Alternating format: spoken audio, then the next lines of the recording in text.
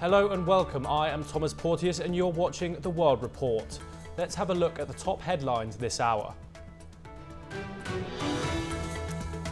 Syria's new interim Prime Minister pledges to protect minority rights as Washington's top diplomat flies to the region. This comes after the fall of the Assad regime last week. The United Nations General Assembly calls for immediate ceasefire in the Gaza Strip. Israel and the US are among the 9 countries that voted against the resolution. Russia vows retribution against Ukraine. It accuses Kiev of firing Western-supplied missiles on military airfield. Putin previously threatened Ukraine with hypersonic ballistic missile attack. South Korea's President Yoon disputes insurrection charges and calls martial law decree an act of governance.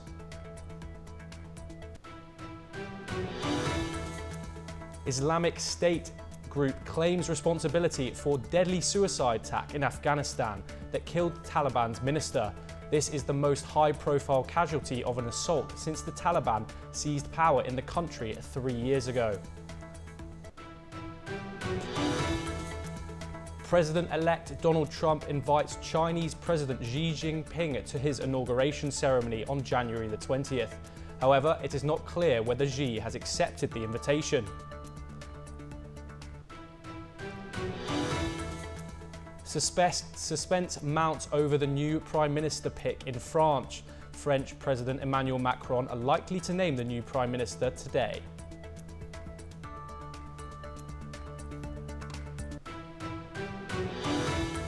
The new Syrian Prime Minister Mohammed al-Bashir has pledged to protect the minorities in the nation, while rebel leader Jolani has requested Syrians to return from abroad and help rebuild the nation. Let's take a look at some news updates from the nation amidst the transition. The transitional Syrian government, headed by interim Prime Minister Mohammed al-Bashir, has pledged to safeguard minority rights and pursue justice for the victims of Assad's rule. He assured that all sects in Syria would be protected, emphasizing, precisely because we are Islamic, we will guarantee the rights of all. Meanwhile, Hayat Tahrir al-Sham, the leading faction of the rebel group, vowed no pardon for officials involved in torture under Assad. Abu Muhammad al-Jolani, leader of HTS, also urged Syrians abroad to return and help rebuild the country. ويجب أن نعطي الشام حقها. نعطيها حقها بأن نعيد للناس كرامتهم وعزتهم ونبنيها بشكل صحيح. والفرص متاحة أمامنا. ويجب أن يعود الناس من هاجروا ولجأوا ونزحوا. كل الناس يجب أن يعودوا لأن نضع أيدينا بأيدي بعض ونبني سوريا القادمة بإذن الله تعالى. Israeli Prime Minister Netanyahu signaled openness to ties with Syria, stressing security while confirming strikes on Assad's military assets to block jihadists. Meanwhile, strikes by the Israeli forces on Syria's Golan Heights continue. Domestically, Syria's political landscape is undergoing a seismic shift. Rebels torched Hafez al-Assad's mausoleum in Cordoha, a bold act of defiance in the Alawite heartland, the Assad regime's power base. نحن بقبر حافظ الأسد. اجينا وصلنا لا شفناه محروق ومهدم من أهل ضيعته لأني مجوعهم ومنحقدهم علينا ومنحقدهم عليه لأني دمرنا وتشردهم وشردنا. The world watches closely, hoping for a transition that can bring lasting peace and justice to a nation that has endured so much. Bureau Report, NewsX. Now let's have a look at some news updates from South America.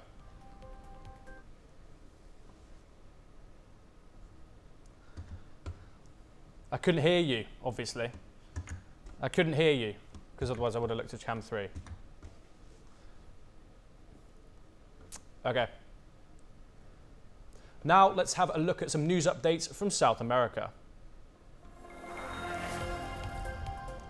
Judge Edmundo Roman Pinzon, head of Guerrero's State Superior Court of Justice, was fatally shot near a courthouse in Acapulco on Wednesday.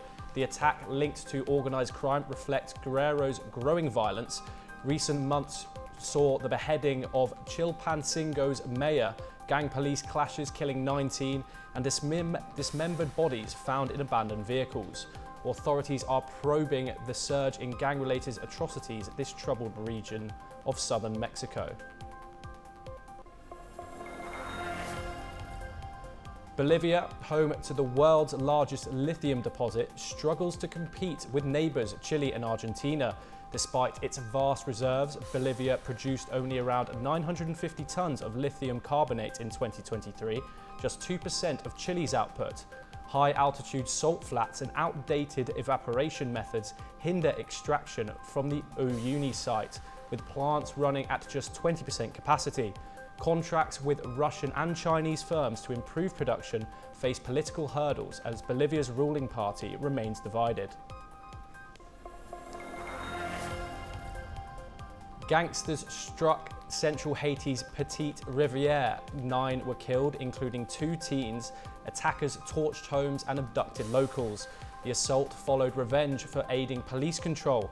Gang violence remains rampant. Even with Kenyan-led forces, nearly 5,000 deaths were reported this year. The US extended flight restrictions over Haiti.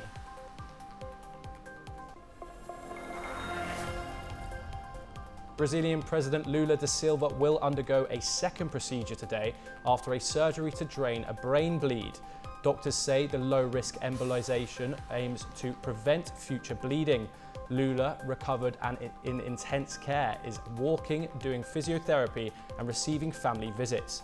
The 79-year-old leader remains stable with no complications reported.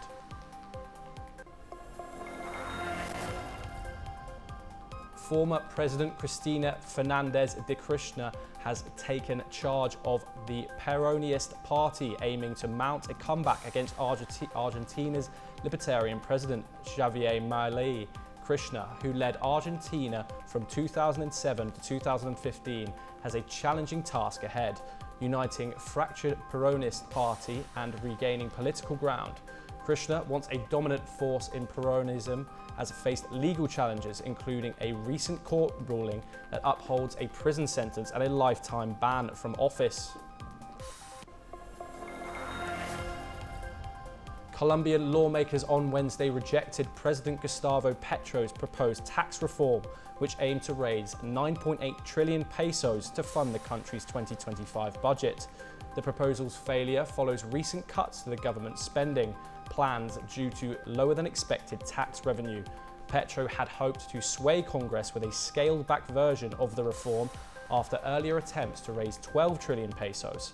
This setback comes on the heels of Congress rejecting the government's 523 trillion peso budget for 2024, citing insufficient fund sources.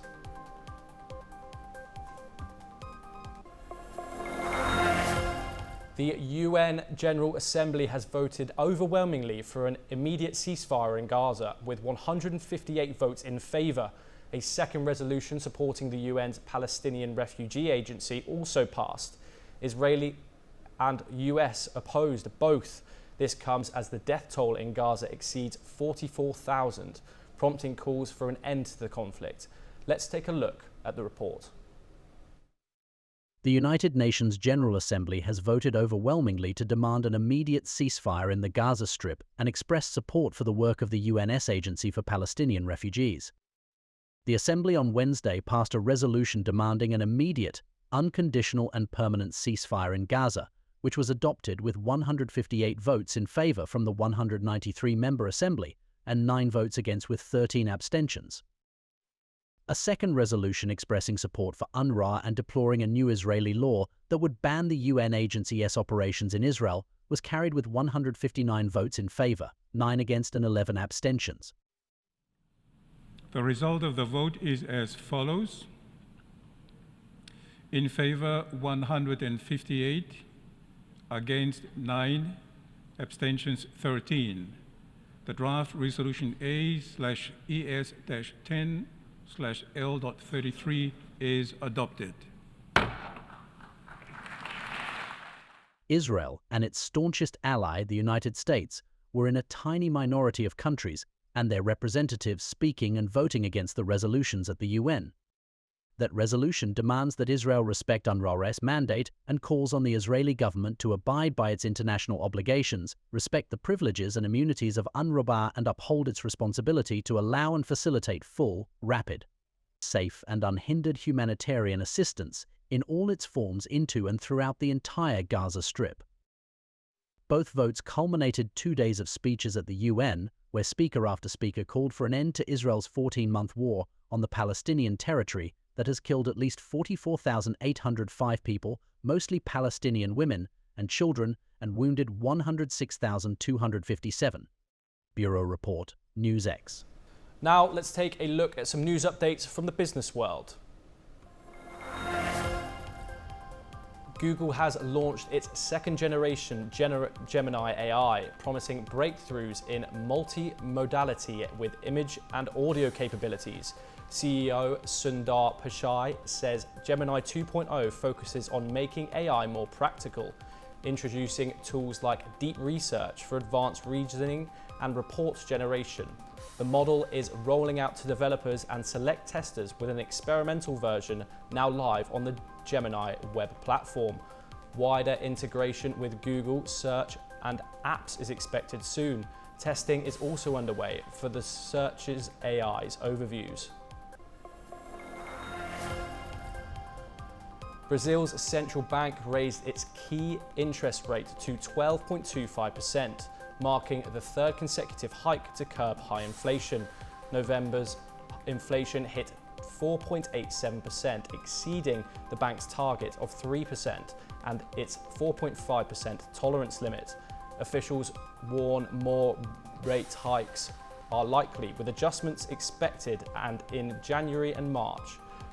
The move comes amid aggressive steps to stabilize the economy. Australia plans to tax big tech firms earning over $160 million annually unless they strike deals with local media to fund quality journalism.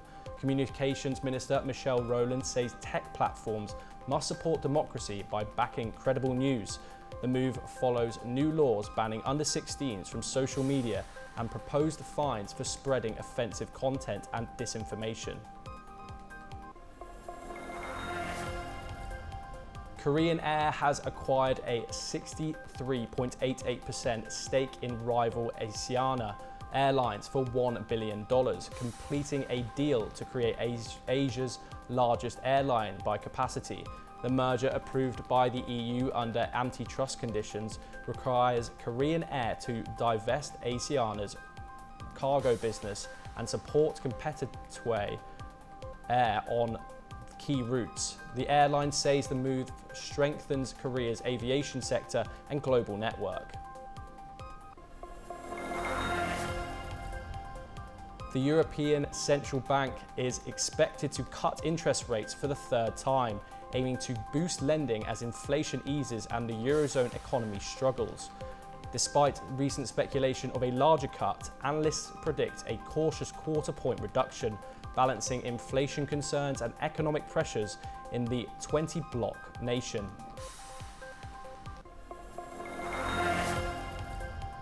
The US Consumer Price Index rose 2.7% in November, up slightly from October's 2.6%. The increase was driven by housing and other costs like food and energy. Economists say the data supports expectations for a Federal Reserve rate cut at its next meeting in mid-December, though inflation remains a challenge still. The war in Ukraine seems to get more intense day by day. Russia has accused Kyiv of firing 6 missiles in southern Rostov region. They have vowed to retribute against Ukraine. Here is a report. Russia vowed to retribute against Ukraine, accusing Kyiv of firing Western-supplied missiles on a military airfield in its southern Rostov region. On Wednesday, Russian Defense Ministry said that Ukraine fired 6 ATACMS missiles in the port city of Taganrog. President Vladimir Putin has previously threatened to launch a hypersonic ballistic missile at the center of Kyiv if Ukraine did not halt its attack on Russian territory. He also opined that Oreshnik missiles could remove the need for nuclear weapons. А так, по большому счету, нам теперь нужно не ядерную доктрину совершенствовать, а орешник. Потому что, так-то, если разобраться, достаточное количество этих современных систем оружия ставят просто на грань практически отсутствие необходимости применения ядерного оружия. Meanwhile, one US official warned that Russia might soon target Ukraine with another set of Oreshnik missiles. Amidst this situation, Ukraine has blasted Hungarian Prime Minister Viktor Orban for undermining Western unity with his call to Putin. He criticized Orban's stance in the ongoing war. However, the war, which started in February 2022, seems to get more intense day by day. As per the latest updates, the Russian city of Grozny was hit by a Ukrainian drone strike. Special services are on site as 4 people have been injured. Bureau Report, NewsX. Let's now have a look at some news updates from the Indo-Pacific region. Taiwan has said that it's detected 16 Chinese warships around the island. This marks one of the highest numbers this year. According to the Taiwan Defense Ministry, the Navy vessels were spotted along with 34 aircraft. Taiwan authorities said Beijing has been holding its biggest maritime drills in years, from near the southern islands of Japan to the South China Sea. Indian troops have killed 7 Maoist rebels in a gun battle on Thursday. The gun battle took place in a remote forested area of the Bastar region. This region is considered the heartland of the insurgency. Reportedly, the Indian security forces have stepped up efforts to crush the long-running armed conflict. As per government data, Indian troops have killed over 200 rebels this year. China said that it was deeply surprised and dissatisfied with comments from South Korean President Yoon Suk-yeol. Earlier on Thursday, Yeol lashed out at China. He accused Chinese officials of photographing and filming military sites in South Korea. Beijing's foreign ministry hit back later on Thursday, saying Yoon was groundlessly hyping up so-called Chinese espionage. According to state media, a former senior official in Vietnam took a $300,000 bribe to allow illegal sand mining. Police have recommended that Nguyen Tan Binh be charged with power abuse. He was serving as the chairman of the People's Committee in Gang Province in Mekong River Delta. Tokyo plans to make daycare free for all preschool children starting in September 2025. The city governor has announced that this is part of efforts to boost Japan's low birth rate. As per the report, this move aims to reduce the financial burden on families. The Japanese media said that the policy is the first initiative of its kind at a regional level in Japan.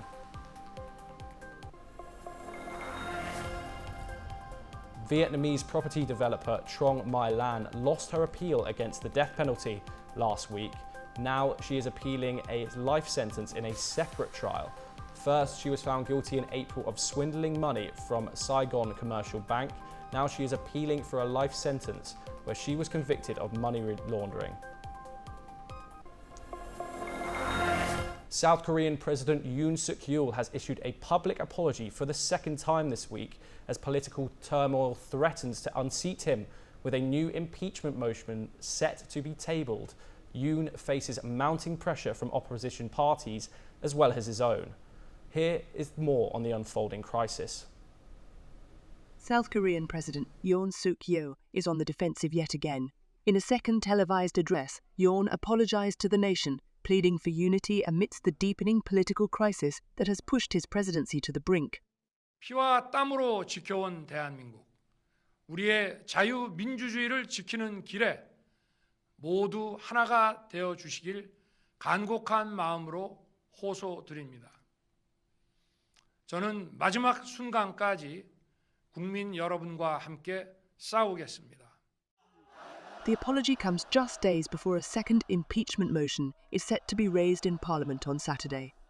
With tensions running high, Yoon faces mounting pressure from both opposition parties and his camp. Adding to the drama, ruling party leader Han Dong-hoon has urged party members to attend the impeachment session and vote based on their conscience, signalling cracks within Yoon's political support base. 우리 당은 당론으로서 탄핵에 찬성해야 합니다. The crisis escalated after police raided Yoon's office earlier this week, only to be blocked by presidential security, sparking outrage among opposition lawmakers. The opposition claims Yoon's actions are unconstitutional, accusing him of obstructing investigations into allegations of martial law abuses and election hacking. 지금 대통령실과 경호처가 지켜주고 있는 것은 국가 원수가 아니라 내란 수괴입니다. 따라서 경찰의 압수수색을 방해하는 것은 내란 수괴를 보호하는 행위로 내란 가담에 해당합니다. But Yoon insists he is the target of a politically motivated campaign, calling the impeachment effort an attack on South Korea's democracy. The impeachment motion, set to be debated this Saturday, could determine the future of Yoon's presidency. If passed, it will head to the Constitutional Court for a final decision. As the political drama unfolds, South Korea stands at a crossroad, with its leadership and democratic foundations under intense scrutiny. All eyes are now on the National Assembly as the nation braces for a pivotal moment in its history. Bureau Report, NewsX. Now let's have a look at some news updates from Europe. French President Emmanuel Macron arrived in Warsaw to discuss boosting support for Ukraine. The meeting is held against the backdrop of the possibility of peace talks to end Russia's war. Polish Prime Minister Donald Tusk said peace talks could begin in the winter of this year. The two would talk about European support for Ukraine in a new transatlantic context ahead of Poland's EU presidency. Macron will also brief the Tusk meeting on his meeting with US President-elect Donald Trump last week.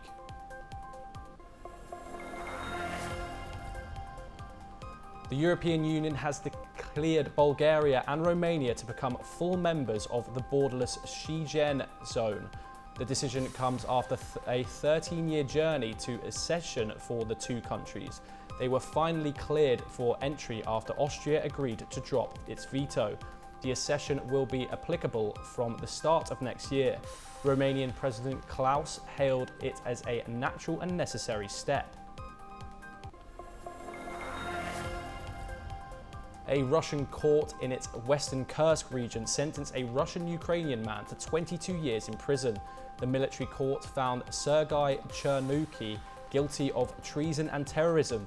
It said it detonated an explosive in the reception of a local political party's office and also transferring information on Russian transport infrastructure to Ukrainian intelligence. The court said he was a Ukrainian native with Russian citizenship.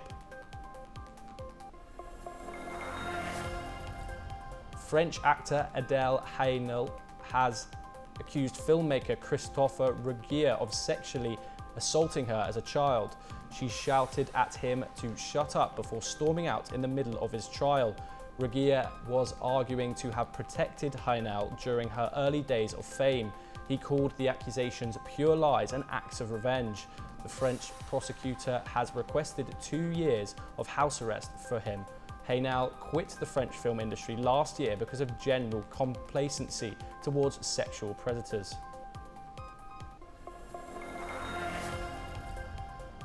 Irish police arrested a man on suspicion of murder of Coran during today, he being detained at a Garda station in the east of the Republic of Ireland.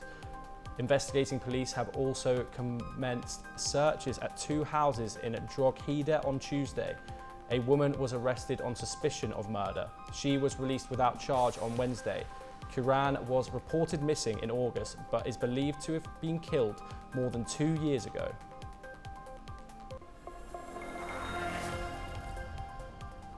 Polish Prime Minister Donald Tusk vowed to prevent a potential takeover of 2 private TV stations by unwanted suitors. Discovery's TVN and Polsat will be added to a list of strategic companies amid speculation of a takeover from the East. This means any acquisition of such an entity would need cabinet approval. Tusk says that he warns to protect his country and the EU against attempts to influence their media.